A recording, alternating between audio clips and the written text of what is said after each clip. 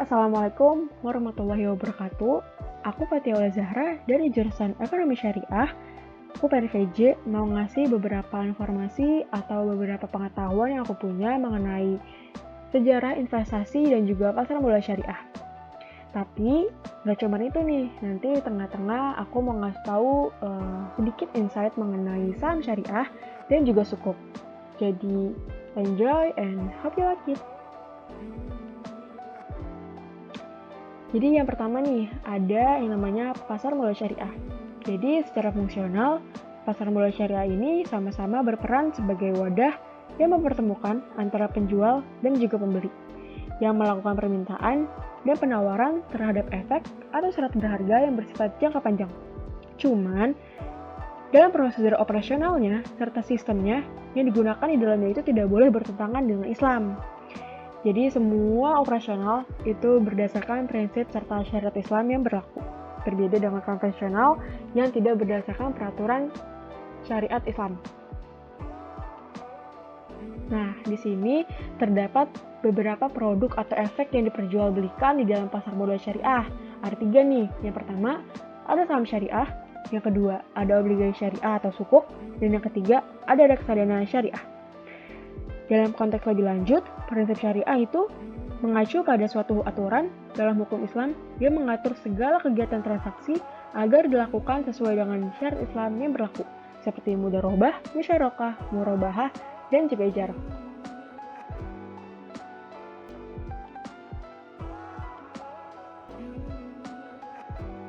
Nah, di dalam industri perbankan ini, perbankan syariah itu ditandai dengan munculnya Bank Islam pertama di Kairo, Mesir pada tahun 1971 dengan nama Nasr Social Bank. Yang operasionalnya itu berdasarkan sistem bagi hasil atau tanpa riba. Nah, berdirinya NSB ini kemudian diikuti nih oleh bank-bank lain di negara lain. Seperti yang pertama ada Islamic Development Bank (IDB), yang kedua ada di Dubai Islamic pada tahun 1975, lalu diikuti lagi dengan 2 bank lainnya pada tahun 1977 yaitu Faisal Islamic Bank of Egypt dan yang kedua ada Kuwait Finance. Nah, di sini ada beberapa logo-logo dari bank tersebut, ada ISBB, Faisal Islamic Bank of Egypt dan Dubai Islamic Bank.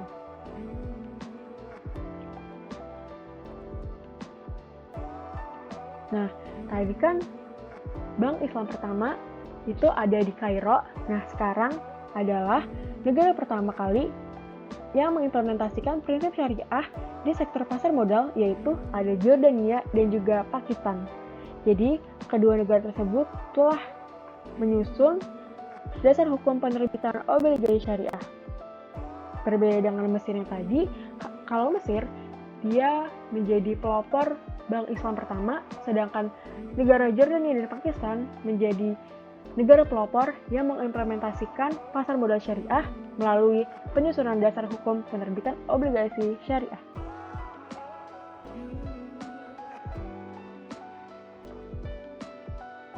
Nah, dalam perkembangannya, di tahun 1978, pemerintah Jordania ini menerbitkan Undang-Undang Nomor 13 tahun 1978 dengan mengizinkan Jordan Islamic Bank untuk menerbitkan muqarodah bond. Nah, selanjutnya pada tahun 1980, pemerintah Pakistan menerbitkan yang namanya The Mudharabas Company serta Mudharabas Ordinance.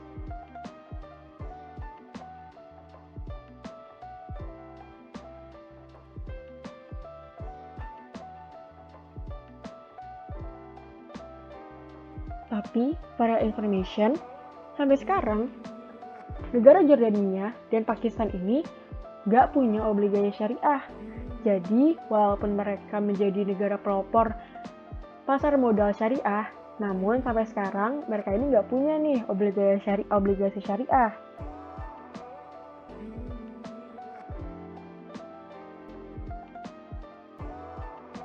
Nah, berdasarkan informasi yang dimuat dalam IOSCO, obligasi syariah yang pertama kali diterbitkan dan cukup sukses adalah obligasi syariah yang diterbitkan oleh pemerintah Malaysia pada tahun 1983, yaitu The Government Investment Issue atau GII.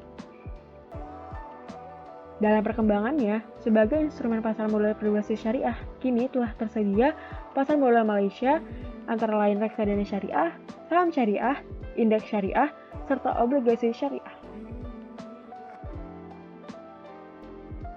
Nah, selanjutnya nih, aku mau ngasih tahu mengenai sejarah investasi dan juga pasar modal syariah di Indonesia. Karena yang tadi itu adalah lingkup global atau dunia, yang sekarang ini adalah Indonesia.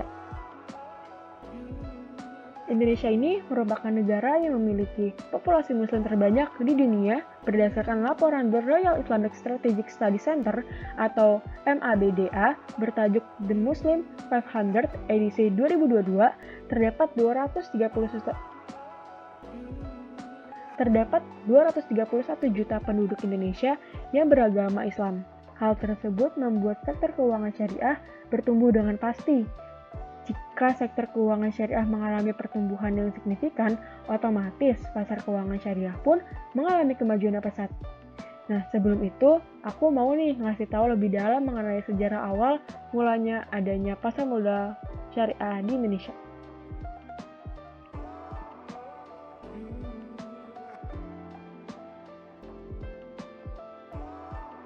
Jadi, di Indonesia, awal munculnya pasar modal terjadi di zaman VOC di tahun 1912. Sedangkan, sejarah pasar modal syariah ini baru aja nih dimulai pada tanggal 3 Juli 1997, yang kala itu diawali dengan munculnya reksadana syariah dengan PT Dana Reksa Investment Management sebagai penerbitnya. Nah, selanjutnya nih, ada Bursa Efek Indonesia yang bekerja sama dengan PT Dana Reksa Investment Management meluncurkan Jakarta Islamic Index pada tanggal 3 Juli tahun 2000. Tujuannya nih adalah untuk membantu investor yang ingin menginvestasikan dananya secara syariah,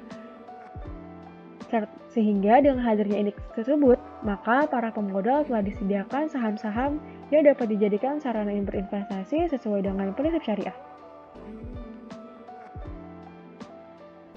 Selanjutnya nih, ada tanggal 18 April tahun 2001 untuk pertama kalinya Dewan Syariah Nasional Majelis Ulama Indonesia atau DSN MUI mengeluarkan fatwa yang berkaitan langsung dengan pasar modal syariah, yaitu fatwa nomor 20/DSN MUI/4/2001 tentang pedoman pelaksanaan investasi untuk reksadana syariah.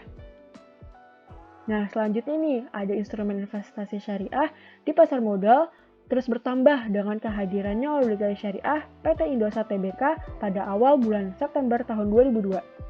Nah, instrumen ini merupakan obligasi syariah pertama dan akad yang digunakan adalah akad mudharabah.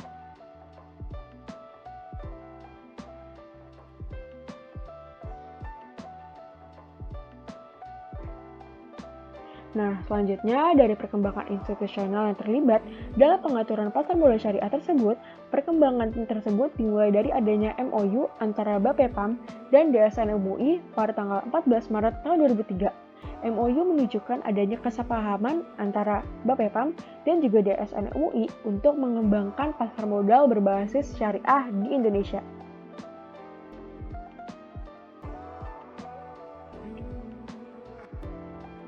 Dari sisi kelembagaan Bapepam AK, perkembangan pasar modal syariah ditandai dengan pembentukan tim pengembangan pasar modal syariah pada tahun 2003. Selanjutnya, pada tahun 2004, pengembangan pasar modal syariah masuk dalam struktur organisasi Bapepam dan LK. Nah, perkembangan pasar modal syariah mencapai tonggak sejarah baru dengan disahkannya Undang-Undang Nomor 19 tahun 2008 mengenai Surat Berharga Syariah Negara atau SBSN pada tanggal 7 Mei tahun 2008. Nah, undang-undang ini diperlukan sebagai landasan hukum untuk penerbitan surat berharga syariah negara atau suku negara.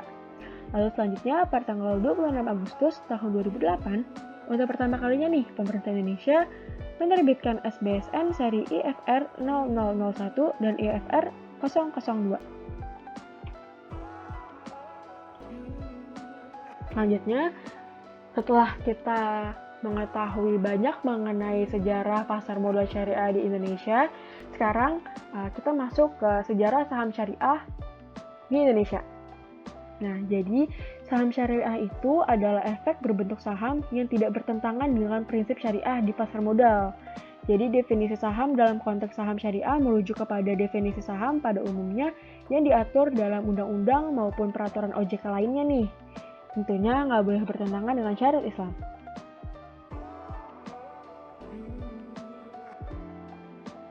Sebuah saham dapat dikatakan saham syariah jika tidak melakukan kegiatan-kegiatan usaha seperti perjudian, jasa keuangan ribawi, gharar maisir, haram lil zatihi, dan riswah. Jadi, perdagangan yang dilarang menurut syariah itu seperti perdagangan itu disertai dengan penyerahan barang atau jasa, perdagangan dengan penawaran atau permintaan yang palsu, terus jasa keuangan ribawi itu seperti bank-bank yang berbasis bunga atau perusahaan yang pembiayaannya itu berbasis bunga. Maksud dari haram lil zatihi ini adalah barang atau jasa haram zatnya. Kalau riswah itu adalah kegiatan transaksi yang mengandung unsur suap. Dan kalau misalkan gharar maisir, kalau gharar itu adalah unsur ketidakpastian, kalau maisir itu adalah judi, seperti asuransi konvensional.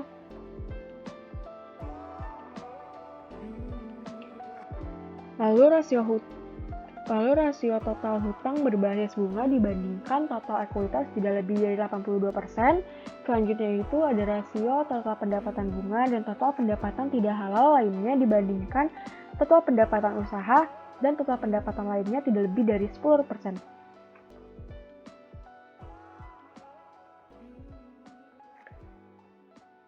Lalu di sini terdapat indeks saham syariah di Indonesia itu ada 3. Jadi yang pertama itu ada indeks saham syariah Indonesia atau ISSI, yang kedua itu ada Jakarta Islamic Index atau JII, dan yang terakhir itu ada Jakarta Islamic Index 70 atau JII 70.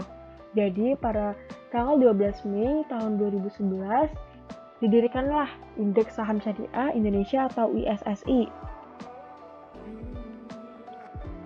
Jadi kalau misalkan indeks saham syariah Indonesia atau ISSI ini jumlahnya itu lebih dari 400 saham syariah di Indonesia. Nah, konstituen isi diseleksi ulang sebanyak 2 kali dalam setahun setiap bulan Mei dan November mengikuti jadwal review desk. Kalau selanjutnya itu ada JII atau Jakarta Islamic Index yang didirikan pada tanggal 3 Juli tahun 2000 yang isinya itu 30 saham syariah yang paling sering ditransaksikan. Nah, lalu JII ini mirip dengan IDX 30 kalau versi konvensionalnya. Nah, selanjutnya ini ada JII 70 yang didirikan pada tanggal 17 Mei tahun 2018 yang isinya itu 70 saham syariah yang sering ditransaksikan. Nah, selanjutnya ini ada sukuk. Nah, sukuk ini atau biasa disebut juga dengan Islamic Bonds, ini tuh adalah sertifikat atau bukti kepemilikan. Nah, perbedaan sukuk dengan obligasi, jadi kalau misalkan sukuk itu bukan merupakan surat utang, melainkan bukti kepemilikan bersama atau suatu aset atau proyek. Sedangkan obligasi adalah surat pernyataan utang dari penerbit.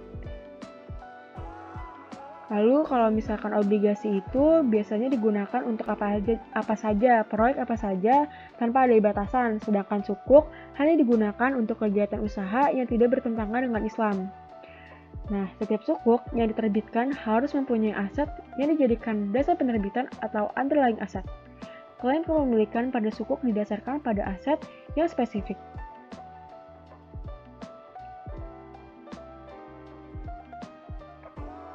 Sukuk ini menggunakan beberapa akad nih. Yang pertama ada akad mudharabah atau akad bagi hasil.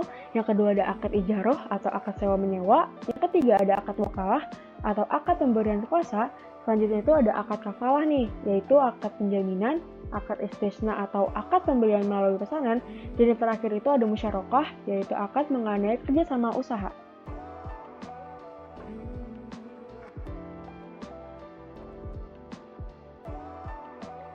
Nah, terdapat beberapa syarat-syarat mengenai penerbitan sukuk nih. Yang pertama ada berbadan hukum, surat terdaftar dalam OJK, investment grade, minimum masa operasional bisnis 24 bulan, memiliki laporan keuangan auditan, dan yang terakhir sesuai dengan prinsip syariah. Mungkin hanya itu yang bisa aku jelaskan mengenai sejarah investasi dan pasar modal syariah. Mohon maaf apabila banyak kesalahan kata. Semoga pengetahuannya dan informasinya berguna. Wassalamualaikum warahmatullahi wabarakatuh.